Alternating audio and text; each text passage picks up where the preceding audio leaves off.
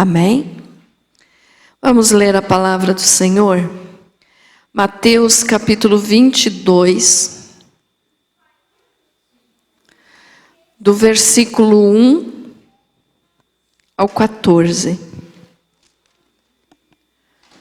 Graças a Deus. Mateus 22, do 1 ao 14. Graças a Deus. Diz assim a palavra do nosso Deus. A parábola das bodas.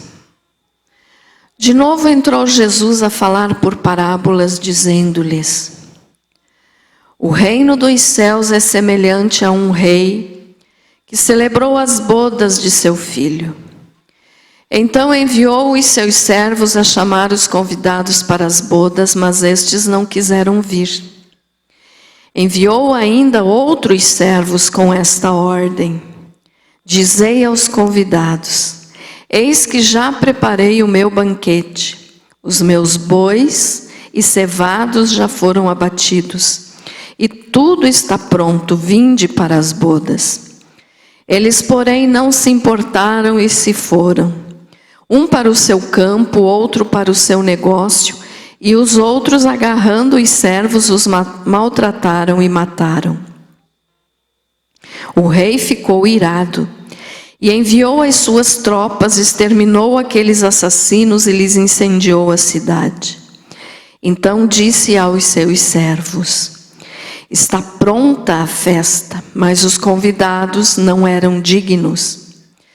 E depois para as encruzilhadas dos caminhos, e convidai para as bodas a quantos encontrardes. E saindo aqueles servos pelas estradas, reuniram todos os que encontraram, maus e bons. E a sala do banquete ficou repleta de convidados. Entrando, porém, o rei para ver os que estavam à mesa, notou ali um homem que não trazia veste nupcial, e perguntou-lhe: amigo, como entraste aqui sem veste nupcial? E ele emudeceu. Então ordenou o rei aos serventes: amarrai-o de pés e mãos e lançai-o para fora, nas trevas. Ali haverá choro e ranger de dentes, porque muitos são chamados, mas poucos escolhidos. Querido Jesus, que esta palavra seja para glorificar o teu santo nome. Que assim seja. Amém. Pode se assentar. Graças a Deus. Muito bem, vamos entender um pouquinho então, né? O que significa essa parábola das bodas. Só Mateus registrou essa parábola. Não é a mesma parábola da ceia de Lucas. Tá? Em Lucas 14, do 15 ao 24, fala da parábola da ceia. Mas não é essa aqui. Elas são parecidas, mas não é a mesma coisa. Então hoje nós vamos entender essa aqui de Mateus 22, que é a parábola das bodas. Quando na Bíblia, irmãos, principalmente no Antigo Testamento, queria-se mostrar as bênçãos do reino de Deus, se usavam então as ilustrações sobre banquete e casamento. E aqui não foi diferente. Então Jesus estava falando aqui da parábola das bodas. O que é isso? Festa de casamento, né? E o céu, então, ele é semelhante a uma festa. Ele é uma festa, mas estou me referindo à festa, a bodas de casamento. Então, o céu é um verdadeiro banquete para aqueles que forem para lá. E aqui nós lemos, então, Jesus falou que o reino dos céus é semelhante a um rei que celebrou as bodas de seu filho. Então aqui está nos falando de Deus, o Pai, celebrando as bodas do seu Filho, Jesus, com a sua noiva, a igreja. Amém?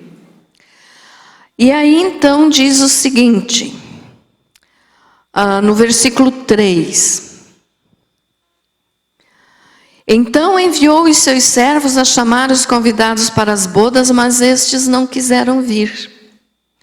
Olha só, então o rei dessa parábola que Jesus contou, que é um símbolo de Deus Pai, enviou os seus servos por todo lugar para convidar as pessoas para virem para a festa de casamento, para as bodas. Mas as pessoas não quiseram ir. Aí no versículo 4, diz assim, enviou ainda outros servos com esta ordem. Dizei aos convidados, eis que já preparei o meu banquete, e os meus bois e cevados já foram abatidos. E tudo está pronto, vinde para as bodas. Então o rei queria fazer as bodas do seu filho, e queria que estivesse cheio. Ele preparou tudo, ele preparou a festa, ele preparou a alimentação, ele preparou as vestes, porque era costume naquele tempo, os reis, quando era feita uma festa, eles davam tudo para os convidados, inclusive a roupa. Porque nenhuma pessoa podia entrar numa festa de casamento com qualquer roupa. Então o rei aqui ofereceu até a roupa.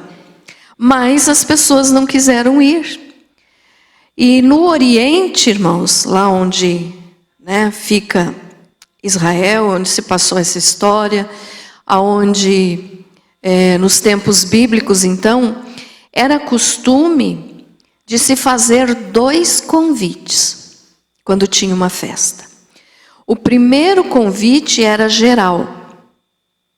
Era anunciando, o rei vai fazer uma festa tal dia, tal hora, e todos são convidados. Para anunciar, para falar, que ia ter uma festa. E o segundo convite avisava então que tudo já estava preparado. Que foi o que nós lemos aqui. Então veja só, aqui quando diz no versículo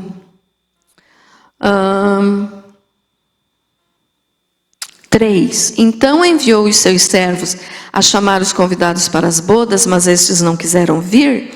Estes servos aqui que foram enviados, olhando agora no sentido geral bíblico, eram os profetas. Os profetas por muitos séculos, anunciaram a vinda do reino de Deus. Então todos os profetas do Antigo Testamento anunciaram que o reino de Deus chegaria e que Deus queria que todos estivessem no seu reino, que Deus queria que todos fossem salvos. Mas, como diz ali, estes não quiseram vir. Então os convidados não quiseram vir. Por quê? Primeiro porque este convite foi lançado primeiramente para os judeus. Mas os judeus não quiseram, os judeus rejeitaram. Então esse convite se espalhou para todas as outras nações e chegou até nós, graças a Deus. E no versículo 4, quando diz, enviou ainda outros servos, com essa ordem, dizei aos convidados, eis que já preparei o meu banquete. Os meus bois e cevados já foram abatidos e tudo está pronto, vinde para as bodas. Aqui, esses outros servos, nós podemos entender como João Batista e os primeiros pregadores, os apóstolos, os discípulos, e hoje, todo aquele que fala de Jesus e que ele quer salvar, e que ele está voltando, e que vai ser implantado, então, o reino dos céus ou o reino de Deus. Então, primeiro foi os profetas e depois João Batista e os pregadores, e hoje somos nós. Então, nós estamos aí agora fazendo esse convite, Quando eu digo nós, é aquele que serve a Jesus e que fala da salvação de Jesus para as outras pessoas, que anunciam que o reino de Deus está próximo, que o Senhor Jesus está voltando, que Ele quer salvar a todos. Mas você pode ter certeza que nem todos para quem você falar vão aceitar. Porque aqui não aceitaram. né? Então tem os que vão ouvir, mas tem os que vão rejeitar. E aí então, quando diz aqui, ó, no versículo 4, o rei preparou, dizei aos convidados, eis que já preparei, né? O rei falando, o meu banquete, os meus bois e cevados. Então aqui, o rei preparou tudo o que era necessário para que esse banquete acontecesse. Para nós hoje, nós podemos entender o quê? O Senhor Jesus já morreu na cruz. Já fez o sacrifício que tinha que ser feito para nos salvar.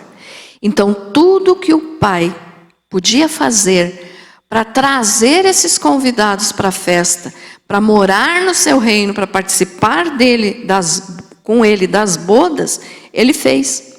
Então, aqui nos tempos bíblicos, o rei preparava a festa, matava os bois, oferecia as roupas, tudo ele fazia. E Deus fez tudo isso por nós também. Então, olhe só, quem aceita a Jesus, né, quem aceita esse convite do Pai, para que venha para as bodas, ele vai aproveitar o máximo de bênçãos que Jesus tem para dar. Tanto aqui nessa vida, como principalmente na eternidade. Isso se chama graça. Eu preguei aqui domingo passado sobre a graça do Senhor. Então isso se chama a graça. E aqueles que aceitam o convite, então, e se aproximam de Jesus, eles têm os benefícios do Cordeiro de Deus, que realizou o sacrifício na cruz para salvar a nossa alma. Então o Cordeiro de Deus é Jesus e ele nos dá todas as bênçãos. Como fala na palavra do Senhor, toda bênção nas regiões celestiais. Nós ainda estamos aqui, nesta vida, nesta terra, mas nós já não somos mais daqui, nós já pertencemos ao céu, nós já pertencemos às bênçãos celestiais. Então nós estamos aqui apenas de passagem, nós estamos aqui apenas para cumprir um propósito, e essa vida, irmãos, é um teste. Ela é uma prova para saber aonde que nós vamos passar a nossa eternidade. Então, aquelas pessoas que aceitam o convite para o banquete do Pai, elas vão entrar no reino dos céus.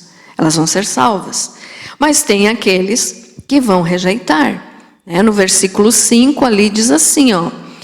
Eles, porém, não se importaram e se foram, um para o seu campo, outro para o seu negócio. E os outros, agarrando os servos, os maltrataram e mataram.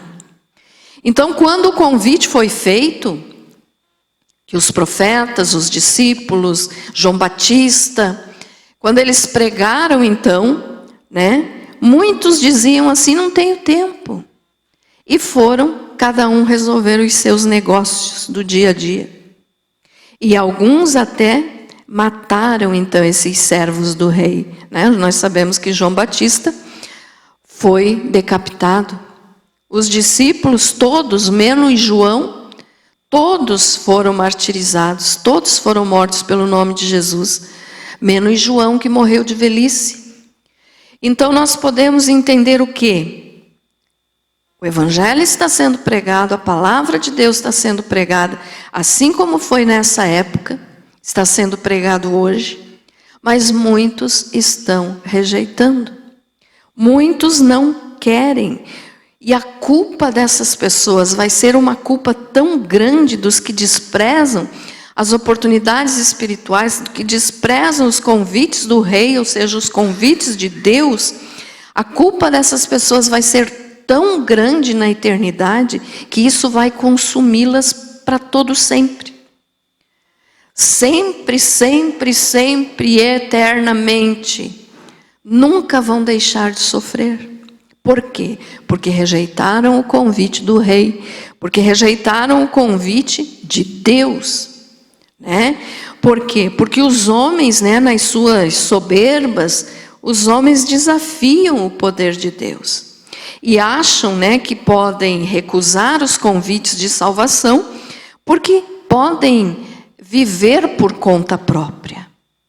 As pessoas que pensam assim vão ter uma decepção tão grande por rejeitarem esse convite, mas acontece, né? Os que fazem isso, eles descem assim a uma degradação moral tão grande, eles descem a um lamaçal de pecado tão grande, que é impossível de tentar mudar o coração, a mente dessa pessoa. Nós mesmos não podemos. Só quem pode, se a pessoa permitir, é o Espírito Santo. Mas a pessoa está tão soberba, a pessoa está tão cheia de si, naquelas 3 palavrinhas, eu posso, eu faço e eu quero, que ela não ouve ninguém. Então essas pessoas vão ter um arrependimento muito grande. E a depravação e a maldade que essas pessoas vão receber na sua própria vida, por terem rejeitado o convite de Deus, é muito grande. Vamos ler Romanos 1, do 18 ao 32.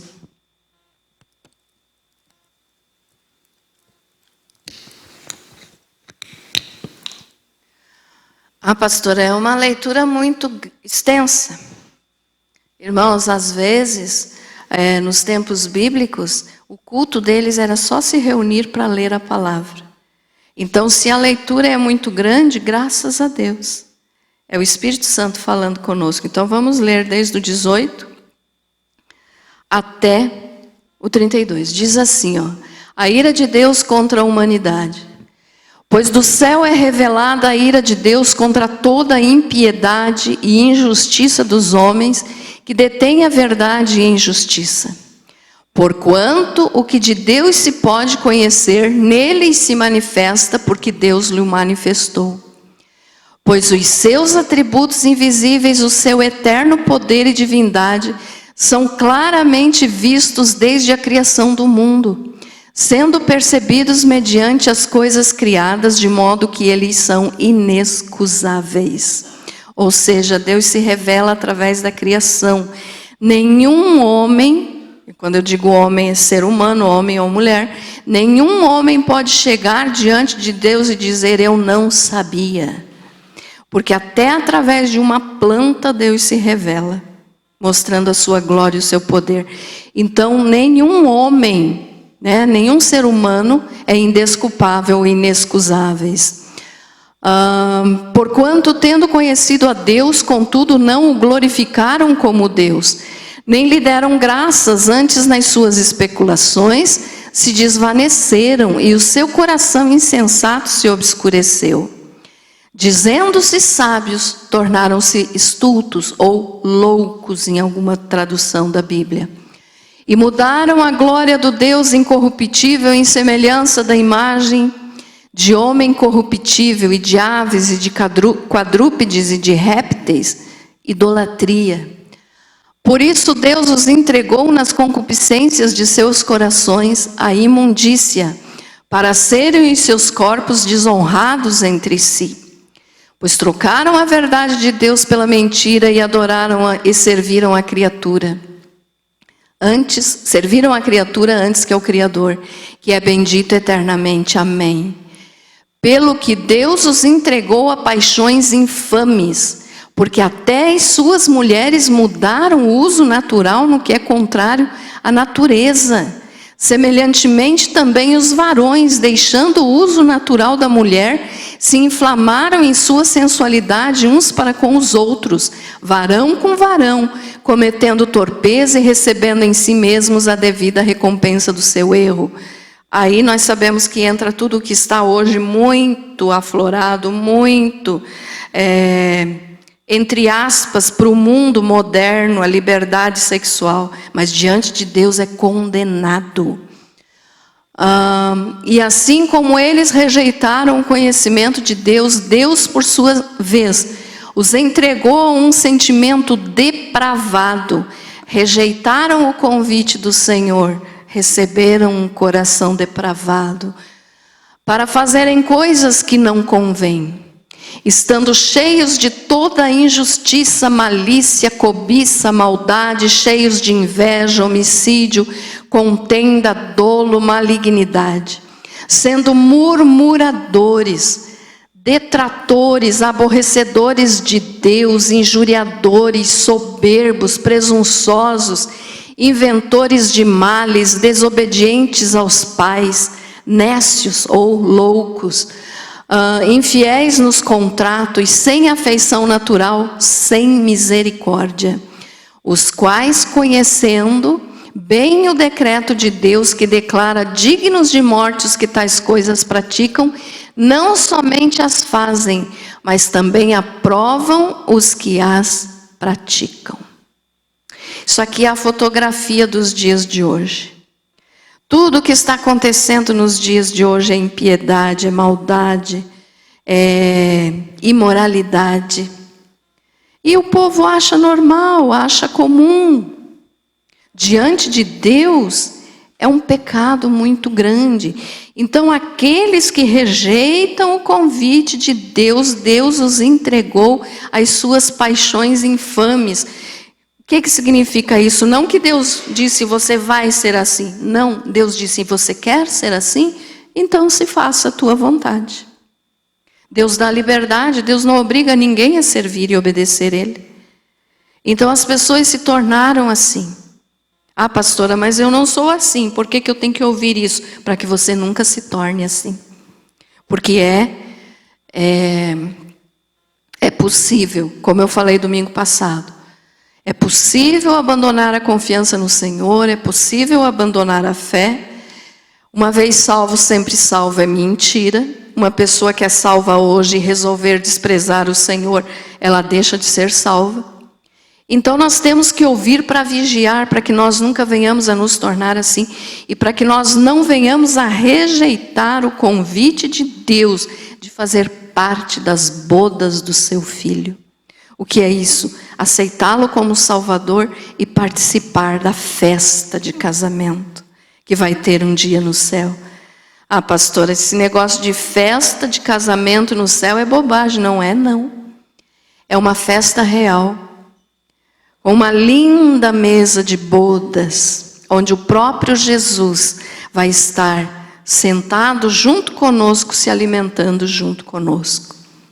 Então aquele que rejeita esse convite de Deus, aquele que rejeita a palavra do Senhor, se torna como esses versículos que nós lemos aqui. E isso acontece. Por quê? Porque a soberba dos homens desafia o poder de Deus. Essa semana eu ouvi uma frase que eu achei muito interessante. Eu só não consigo me lembrar, porque eu assisto bastante estudos bíblicos, eu não consigo me lembrar quem foi que falou. A frase não é minha, mas dizia assim, que tem gente tão soberba, que quando vai passar por baixo da porta, tem que abaixar a cabeça, porque senão enrosca a coroa. Quer dizer, se acha o rei, cuidado, um dia a coroa cai. Então nós não podemos ser assim. Nós não devemos ser assim. Mas, a maior parte das pessoas hoje fazem isso. E aqui no versículo 5, então, vamos ler de novo de Mateus 22, diz assim, eles porém não se importaram, os que foram convidados para a festa. Eles porém não se importaram e se foram. Um para o seu campo, outro para o seu negócio. E os outros, agarrando os servos, os maltrataram e mataram. Então cada um foi para as suas atividades e disseram assim, não, eu tenho o que fazer. Eu não posso ir nessa festa do rei. Eu não posso. E hoje as pessoas dizem, não, eu tenho que trabalhar. Se eu não trabalhar, ninguém me dá nada. Se eu não trabalhar, eu morro de fome. Ah, eu vou para um culto, eu vou adorar a Deus e o meu trabalho vai perecer. Então as pessoas usam muito de desculpas, para dizer que não tem tempo para Deus. Só que às vezes passam 5 horas na frente da internet, 5 horas na frente de uma televisão, sabem tudo da novela que está passando, sabem tudo das novidades do mundo, mas não sabem um versículo bíblico. E aí dizem, não, eu não leio a Bíblia porque eu não tenho tempo. Tempo a gente cria. Quando você quer alguma coisa mesmo, você cria tempo. Você consegue. Se você está com muita fome, você vai criar tempo para você comer. Mesmo que você esteja trabalhando o dia inteiro. Mas um pouquinho para você comer, nem que seja só um lanchinho, você para e vai comer. E está matando a alma de fome. Porque não para um minuto sequer para ler a palavra de Deus e se alimentar. Para alimentar a própria alma, o próprio espírito. Então as pessoas acham, né, que as desculpas vão fazer com que Deus as justifique pelo seu erro. Não é verdade. Não podemos ser assim. Então as pessoas usam, né, o trabalho como desculpa. Não estou dizendo que não tem que trabalhar, todos temos que trabalhar. Mas o trabalho é uma necessidade. Adorar a Deus é uma prioridade. Amém? Então em todo dia você tem que tirar um tempo para o Senhor. Pastor, eu trabalho das 8 à meia-noite, pois então nem que quando for dormir, tire 5 minutinhos antes de você dormir e fale com Deus. Se você trabalhasse até 1h da manhã, você ia aguentar ficar lá até 1h. Aí porque você parou à meia-noite, você já tem que ir direto para a cama dormir? Antes leia a palavra, antes faça uma oração. Então a desculpa do trabalho essa não cola. Né? E outros dizem assim, não, eu não sirvo a Deus, eu não vou na igreja, porque meu marido não quer, porque meu marido não deixa, ou a esposa, né? Os filhos, eles não querem que eu vá para a igreja. Quando você morrer, eles vão salvar a tua alma? O teu marido vai poder salvar a tua alma? Ah, pastora, eu acompanho meu marido nos bailes, eu acompanho meu marido nas cervejinhas, porque senão ele vai achar outra, né? Pois então, faça a tua escolha, ou você quer teu marido, ou você quer Jesus. Eu não estou mandando ninguém deixar o marido aqui, tá? Só estou dizendo que a escolha tem que ser feita. Ele não pode salvar a tua alma, ou o marido que fala isso da esposa, ela não pode salvar a tua alma. Se você vai fazer as coisas para agradar essa pessoa, você está desagradando a Deus. Por quê? Porque não querem que você sirva a Deus. Não me entendam mal, não estou mandando ninguém se separar. O que eu estou dizendo é, se você tiver que fazer uma escolha, algum dia, de ou eu obedeço o meu marido, ou obedeço a Deus, escolha obedecer a Deus. Porque Ele salva a tua alma, teu marido não. A cervejinha que você bebe para acompanhar teu marido, porque senão ele vai achar outra, vai te levar para o inferno. E daí? Como é que fica a situação? Não porque a cerveja leva para o inferno, porque foi a atitude que você tomou que vai te levar para o inferno. Entendido isso, meus amados? Então toda escolha que você fizer na tua vida, escolha por Deus. Escolha por Jesus. Sabe, irmãos, com Jesus é tudo ou nada. Não tem meio termo. Não tem meio, não, vou combinar isso, vou acertar aqui, Jesus vai me entender. Não. Ele morreu para te salvar. Então Ele quer que você retribua com todo o coração. Então diante de Deus não tem essa de dizer, vou negociar, vou fazer isso, vou tentar melhorar, não. Ou você é de Jesus ou você não é de Jesus. É a história que eu conto sempre aqui da ilustração do muro. Né? Vou repetir porque está bem no contexto aqui. Tinha uma pessoa, um homem que estava em cima de um muro. E de cada lado, então, desse muro, de um lado tinha um anjo e do outro lado estava o diabo. E aí o anjo dizia assim, venha para o nosso lado, venha servir a Deus. E o diabo ficava quieto, não falava nada para a pessoa que estava em cima do muro. Daí o anjo se incomodou e disse assim, você não vai falar nada para ele? Você não convida ele para ir para o teu lado? Ele disse, não, quem está em cima do muro já é meu. Então não tem meio termo com Deus, não tem meio termo com Jesus. Ou é ou não é. Ou você é de Jesus ou você não é de Jesus. E a Bíblia diz que só existe 2 caminhos, então.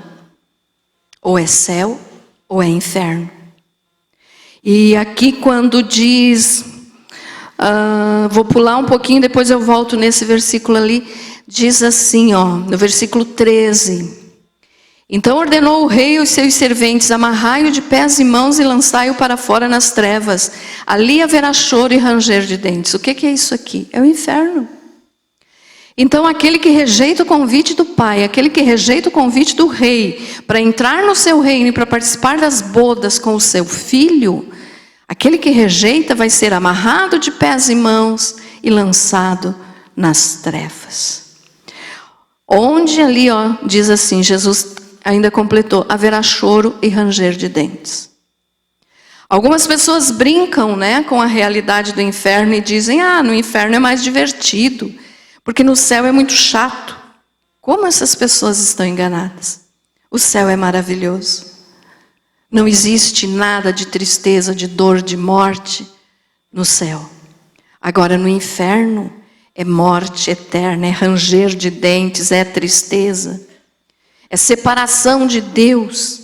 Então nada no inferno, nem por uma fração de segundo, produz alegria naqueles que estão lá ou que vão para lá. Mas as pessoas acham e fazem piadas, Você com certeza já deve ter ouvido uma piada, alguém falando assim: prefiro ir para o inferno porque lá é divertido. Coitada dessa pessoa. Coitada. Quando chegar lá, vai ver que pensava totalmente errado. E duas coisas, irmãos, que impedem então as pessoas hoje de vir para Deus. Quero que você preste bem atenção nisso. Tem duas coisas que impedem as pessoas de vir para Deus hoje, assim como impediam naquele tempo. A primeira é a posse de bens terrenos. Porque quando a pessoa tem, ela diz assim: já tenho tudo, não preciso de Deus, estou vivendo bem, não preciso de Deus, lutei, consegui com a força do meu braço, não preciso de Deus. Então, ter as coisas, não estou dizendo que todos, mas alguns que têm, que são ricos. A gente vê algum bilionário aí falando de Jesus na televisão, na internet? Não vê. Lá uma vez ou outra aparece algum ator de Hollywood dizendo que se converteu, graças a Deus. Mas é muito difícil. Mas então aquelas pessoas que têm bens terrenos acham que não precisam de Deus porque tem tudo. Eu consegui, daqui para frente eu me viro também sem Deus. Vamos ver o que a palavra do Senhor diz em Deuteronômio 8. Para essas pessoas, Deuteronômio 8, do versículo 10 ao 18.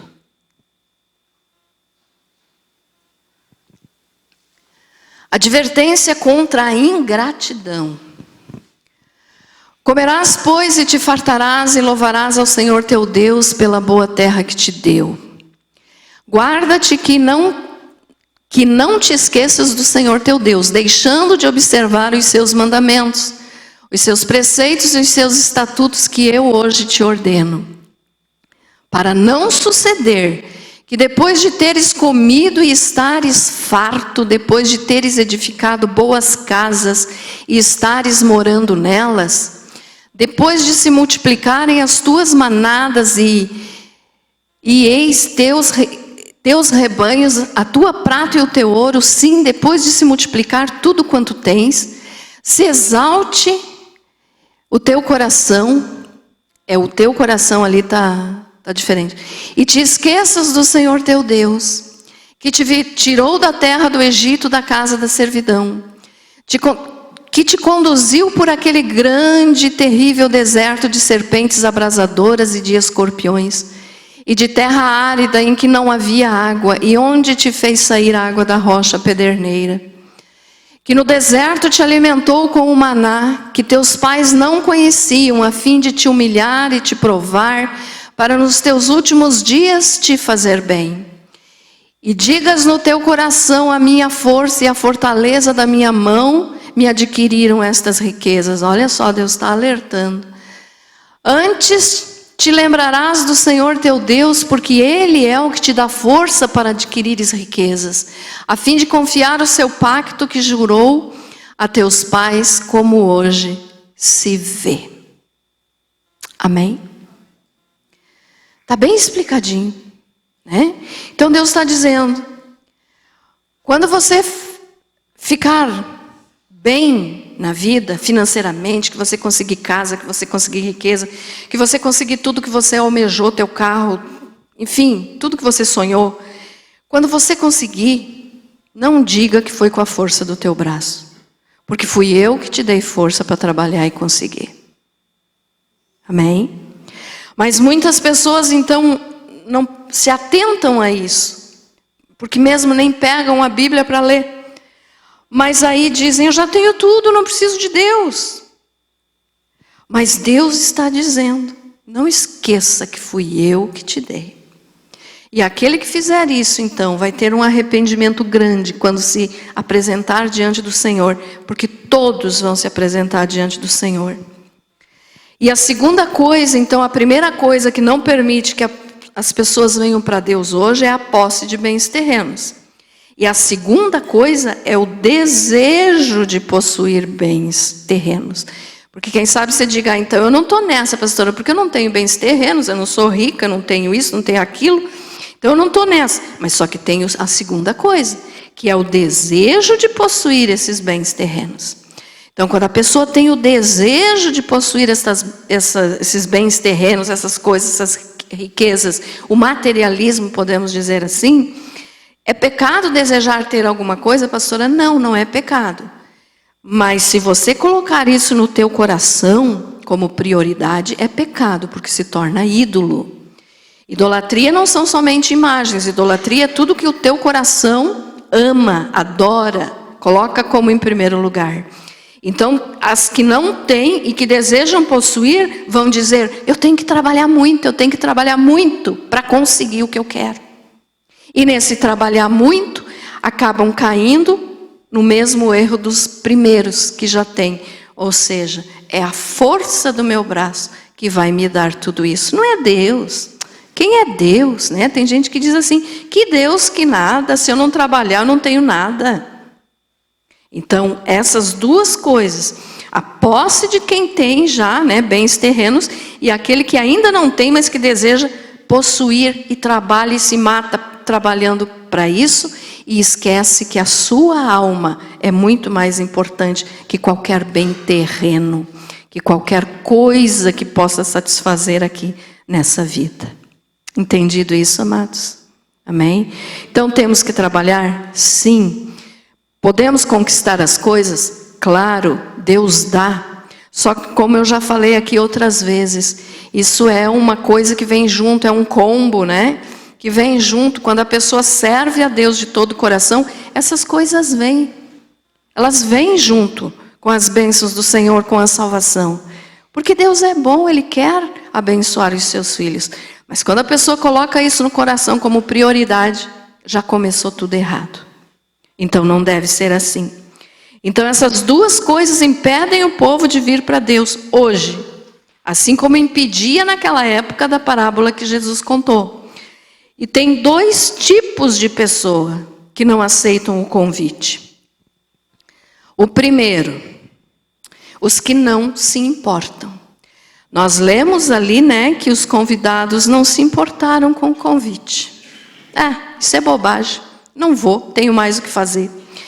Então, os dois tipos de pessoas, né, que não vêm para Deus hoje, que não aceitam o convite, que não se importam, na realidade elas não são contra o evangelho, elas não são contra as igrejas, elas até gostam de ir num culto lá, uma vez ou outra, elas gostam da palavra quando é pregada, elas gostam de ouvir hinos, mas é aquela coisa assim, que é só de vez em quando.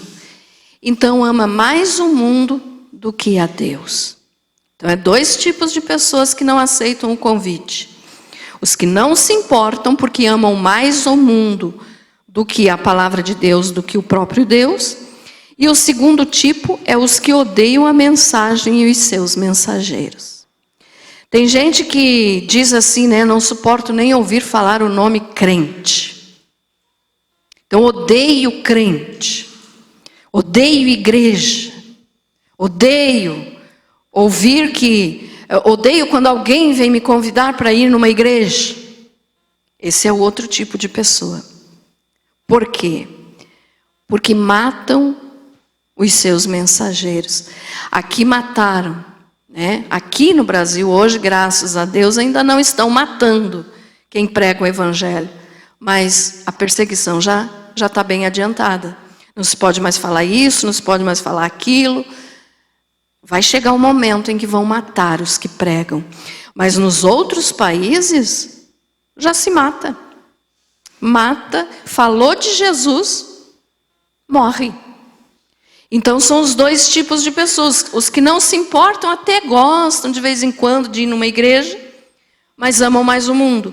E os que odeiam a tal ponto de chegar a matar, né? E o chegar a matar aqui não é só matar o físico, tá, irmãos? Muitas pessoas estão matando os mensageiros de Deus, não com revólver, com faca, com qualquer outra arma, mas com palavras. Jesus disse que aquele que é assassino, né, está lá no Apocalipse, não vai entrar no reino dos céus. Ah, mas eu nunca matei ninguém. Mas com as tuas palavras, será que você já não matou alguém? Então, assassino não é só quem tira a vida do corpo físico, mas é quem mata os sentimentos da pessoa, é quem mata os desejos da pessoa, que faz com que a pessoa se sinta a pior criatura do planeta, e que por ser um pregador, é odiado só por ser um pregador. E com as palavras dos que odeiam, então, muitas vezes, são mortos, né? São atacados. Ficou entendido isso que eu falei? Não estou dizendo que ninguém aqui está matando fisicamente, mas mata com palavras, né? Então, isso acontece. E aí no versículo 7, diz assim: o rei ficou irado, e enviando as suas tropas, exterminou aqueles assassinos e lhes incendiou a cidade. Aquela ideia, irmãos, de que Deus é tão bom que vai perdoar a todos, é mentira. Deus perdoa a todos que se arrependem e que o aceitam como Senhor e Salvador. Mas Deus também fica irado. Deus é amor?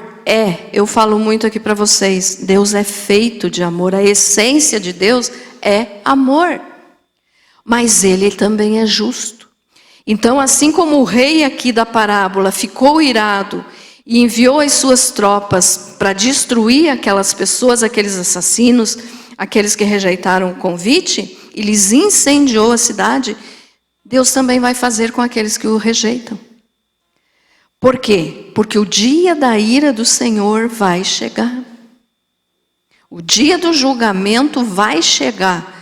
Não importa o que a pessoa foi nessa vida, vai ser julgado um dia. Vai ser julgado. Então isso vai acontecer, vai chegar. No versículo 11 diz assim... deixa primeiro eu falar aqui do 10. E saindo aqueles servos pelas entradas, então aqueles que foram convidados rejeitaram, né? E saindo aqueles servos pelas estradas, reuniram todos os que encontraram, maus e bons. E a sala do banquete ficou repleta de convidados.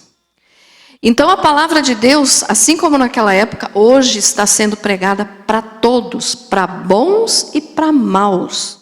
Apesar de que bom, somente Deus é bom.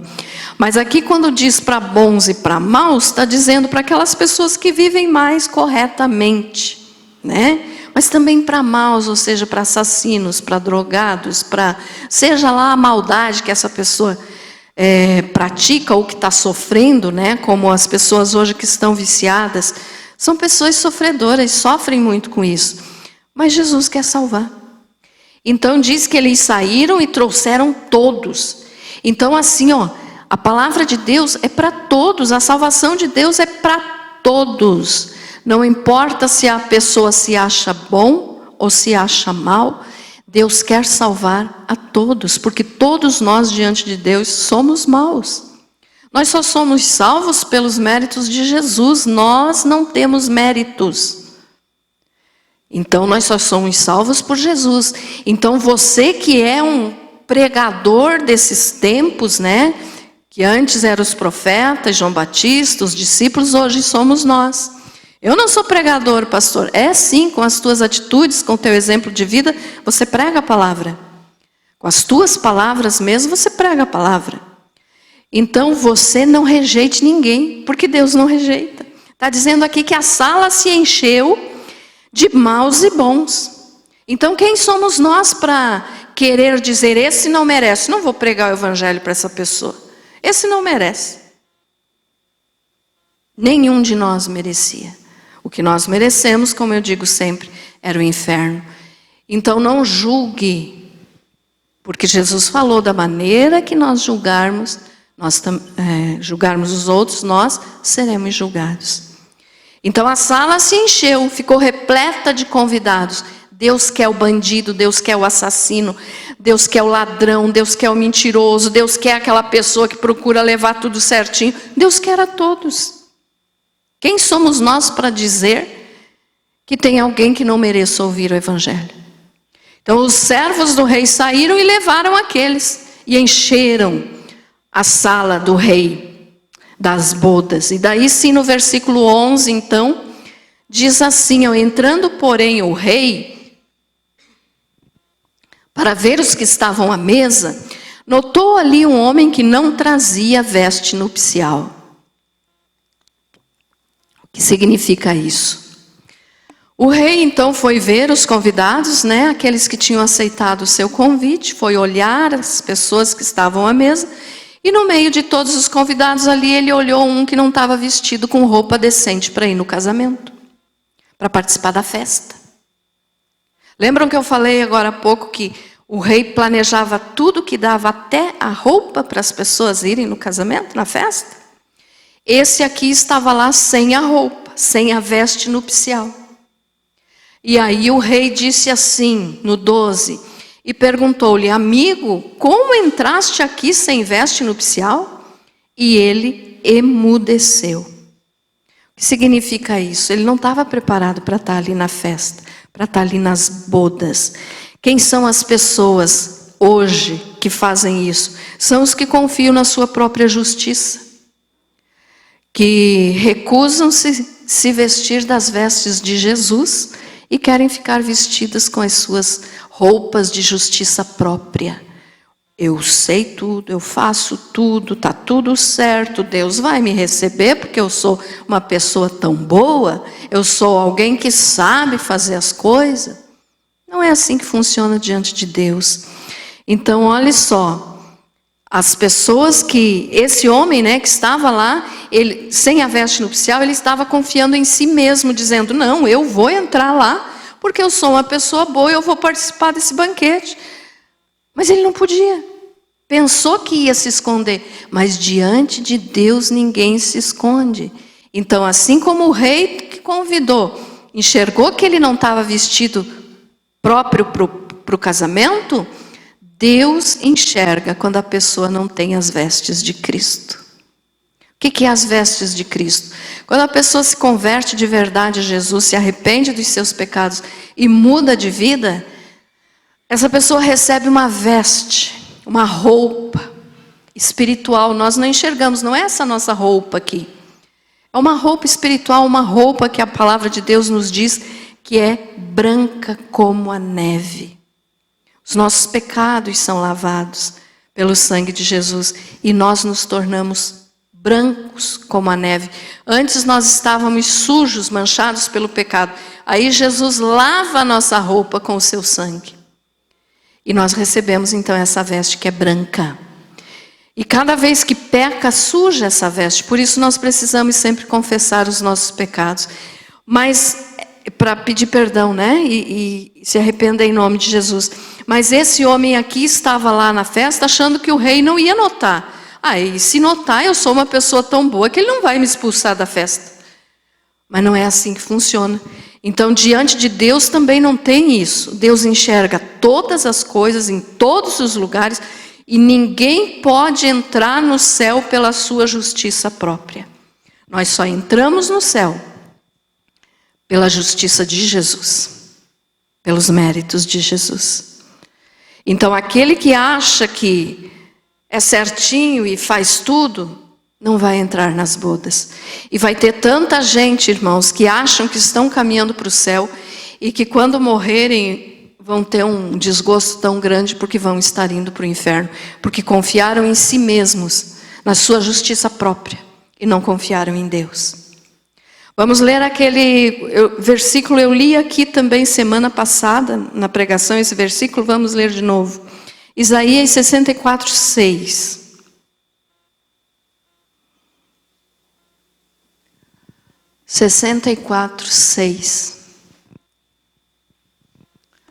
Pois todos nós somos como o imundo e todas as nossas justiças como o trapo da imundícia.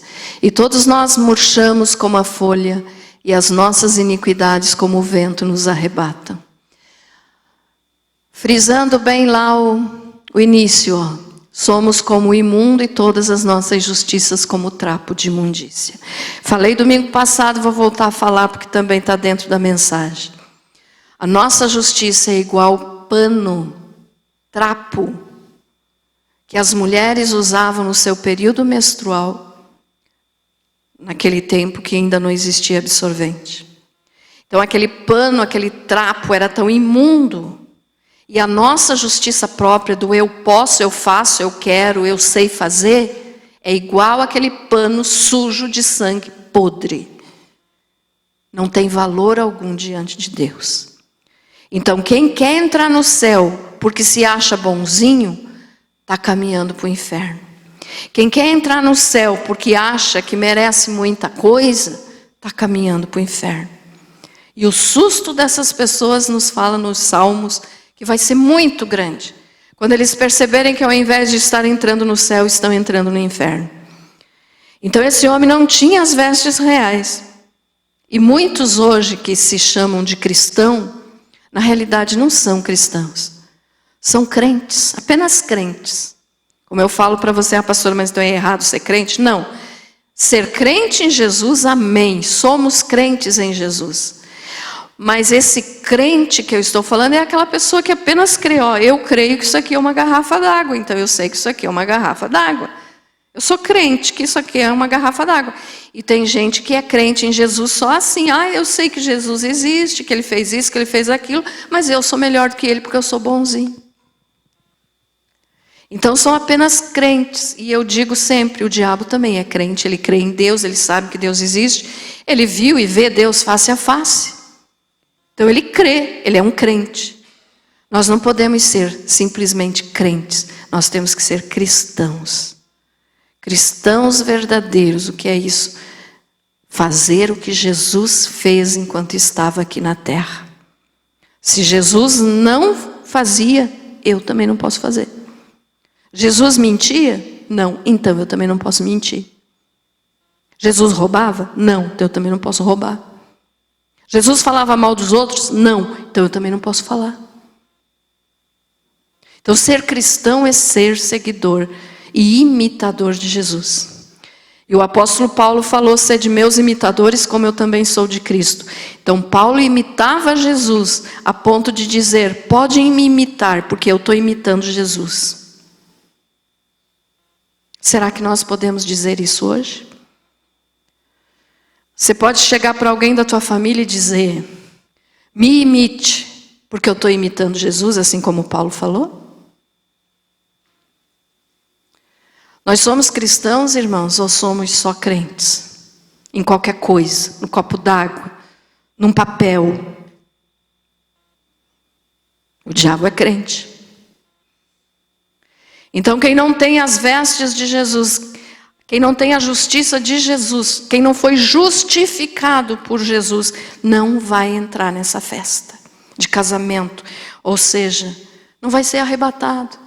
Jesus está voltando, está vindo buscar a sua igreja e as pessoas que confiam em si mesmas vão ficar. E, infelizmente, não sou eu que estou dizendo isso, é a Bíblia que diz isso, é a palavra de Deus. Eu tenho que cuidar da minha vida para que eu não fique. E você também. Amém? Então vamos ser fiéis a Deus. Vamos fazer com que as pessoas enxerguem em nós Jesus e não enxerguem nossos erros. Que quando nós chegarmos em algum lugar, a luz de Jesus possa estar brilhando em nós. E que as pessoas enxerguem a luz de Jesus refletindo em nós. Aí nós podemos pensar em começar a dizer, sou um cristão. Amém? Então, justiça própria, eu sou, eu posso, eu faço, eu quero, eu mando, eu isso, eu aquilo, não leva para o céu. Tá? Aí no versículo 13, então, e daí no 12, né, diz, e perguntou-lhe, amigo, como entraste aqui sem veste nupcial, e ele emudeceu, quer dizer, diante de Deus ninguém vai poder dizer, mas eu fui fulano de tal, eu fiz isso, eu fiz aquilo. Como Jesus falou lá, que muitos vão chegar diante dele e vão dizer, mas eu expulsei demônio em teu nome, eu curei as pessoas em teu nome, e Jesus vai dizer o quê? Eu não vos conheço, apartai-vos de mim. Porque faziam apenas para se aparecer, não faziam para a glória de Deus. Então, diante de Deus, ninguém vai poder falar nada. Emudeceu, quer dizer, se calou. Ele entendeu que ele estava sendo julgado e que como ele não tinha aceitado o filho do rei como seu defensor, né, para estar naquela festa, ele precisava crer no filho, então ele não tinha aceitado, ele não tinha quem o defendesse agora também nesse julgamento diante do Pai. Então as pessoas vão se calar. Muitos são tão valentões nessa vida, e quando eu digo isso, tem homem, tem mulher, tá, irmãos? Não é apenas homem, tem mulher também, que misericórdia. Mas se acham os tal, e dizem, não, Deus sabe. Como se diante de Deus pudesse chegar lá e passar uma conversa em Deus. Esse aqui se emudeceu. Todos vão se emudecer, quer dizer, vão se calar diante de Deus. Nós não temos argumentos para falar qualquer coisa para o Senhor. O que nós temos que reconhecer em vida, depois de morto não adianta mais, é que nós somos pecadores, precisamos nos arrepender, aceitar a Jesus como Senhor e Salvador, como Senhor que manda na nossa vida, não somente como Salvador, mas como Senhor. Ele manda e nós temos que obedecer. Ele é o Senhor, mais ninguém. Então nós temos que nos arrepender em vida, para que daí nós possamos chegar diante de Deus e ter alguém que nos defenda. Quem é? Jesus. Jesus vai olhar para o Pai e vai dizer, esse é meu Pai. Ele me aceitou, eu morri por ele. Então ele tem direito de entrar no céu. É assim que vai acontecer. Querendo as pessoas pensar que é tudo brincadeira ou não, não é. É assim que vai acontecer. Quem tem defensor diante do Pai, vai poder entrar no céu. Quem é o nosso defensor? É Jesus Cristo, o Filho de Deus, o Cordeiro de Deus que tira o pecado do mundo. Amém? Então esse homem não tinha, foi lançado, né? Então ordenou o rei aos serventes, amarrai-os de pés e mãos e lançai-o para fora nas trevas, ali haverá choro e ranger de dentes. Foi para o inferno, para nunca mais sair. De lá não se sai. Então vale a pena servir a Jesus, irmãos. Como eu falei no início, a nossa vida é um teste para saber onde que nós vamos passar a eternidade. E só quem pode fazer essa prova é cada um. Eu faço a minha prova, você faz a tua, para ver se nós vamos ser aprovados. Ou seja, vou aceitar o Senhor, porque sem Ele não existe salvação. Então é um teste para saber o que nós vamos fazer, para saber se nós vamos para o céu ou para o inferno. Amém? E daí no 14 diz, porque muitos são chamados, mas poucos escolhidos. O que significa isso? Deus convida a todos, mas nem todos querem ir. Deus não obriga ninguém, né? Para terminar, quero ler aqui com você, então, uma coisa que Deus falou lá no Velho Testamento, através da boca de Moisés, que está em Deuteronômio 30, do versículo 15 ao 20.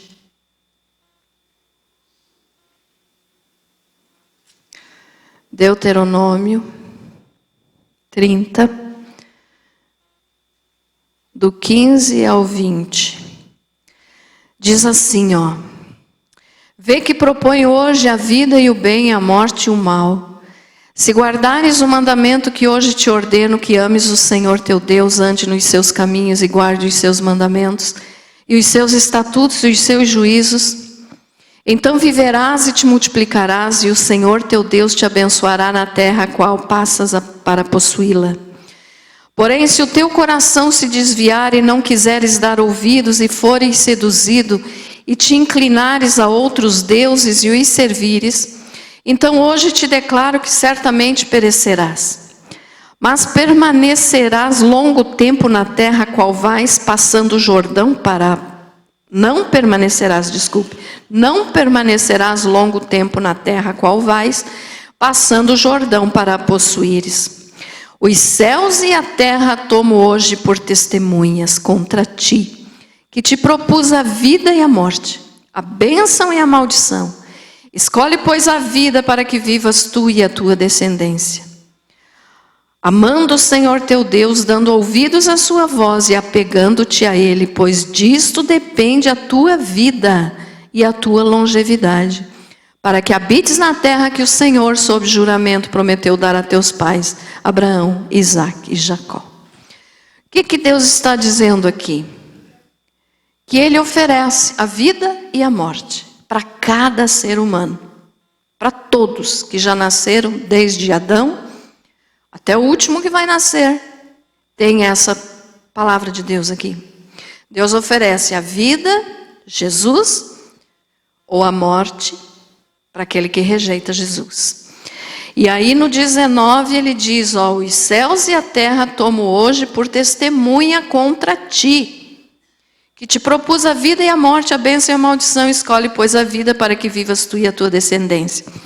Muitos são tão arrogantes que, como nós falamos agora, que é o que foi achado sem as roupas nupciais, se emudeceu, ou seja, se calou. Mas muitos acham que vão poder, falar diante de Deus e vão dizer assim: ah, mas eu não sabia disso. Como que o Senhor me prova? Olha o que Deus está falando.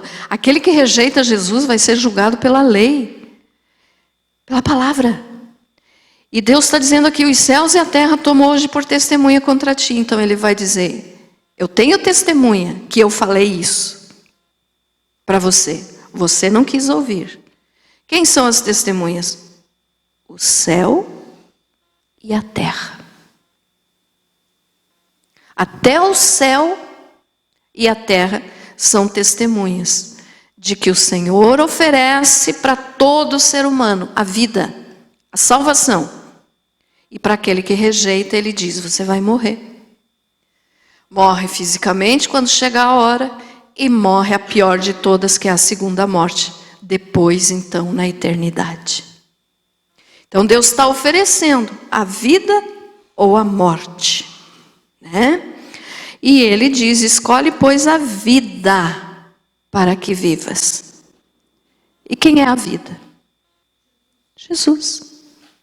Jesus disse: eu sou a ressurreição e a vida. Quem crê em mim, ainda que esteja morto, viverá. Amém? Então Deus coloca na frente de cada ser humano: escolha a vida, escolha meu filho Jesus. Ele falando, o Pai falando: se você não escolher, você vai morrer. E eu tenho a terra e o céu por testemunha de que eu falei e fiz isso.